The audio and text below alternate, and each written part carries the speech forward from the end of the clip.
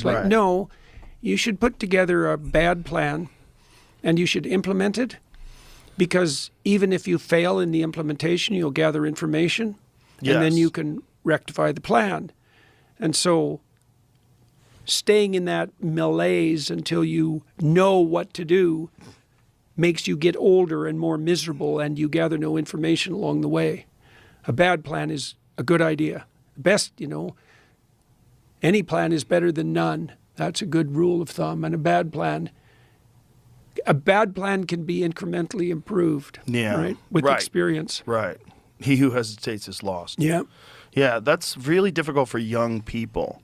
I think more so today than ever at any time in history, because the distractions are so many and they're so engrossing.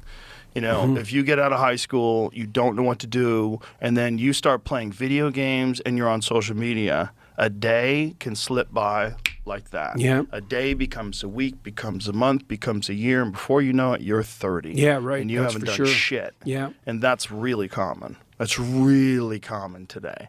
And I don't think we can ignore those factors, the factors of just engrossing distractions. Yeah, well, and the algorithms optimize for short-term attention. Mm-hmm. So, it's a weird thing, because you could imagine that you would want a machine that offers you what you want, right? Because you want ads that are targeted to you, because you want to see a bunch of ads that aren't relevant to you now and then, because maybe you'll learn something. And content, well, why not have a machine shovel the same sort of things that you are interested in at you? Yes. That's a kind of curation. The problem comes, and we haven't figured this out at all technically and probably not psychologically, the problem comes in time frame, right? Because there's a big difference between what you might be interested in if you were diligently striving towards a long-term goal that required conscientiousness, and what's going to attract your attention right now, this moment. Right. And the thing about the algorithms is that they maximize for short-term attention. And so basically they're actually optimizing for hedonism. Yeah. And then you might say, well, so what? Because you're getting what you want. Well, the problem with short-term impulsive hedonism is it doesn't play out well over any reasonable time span.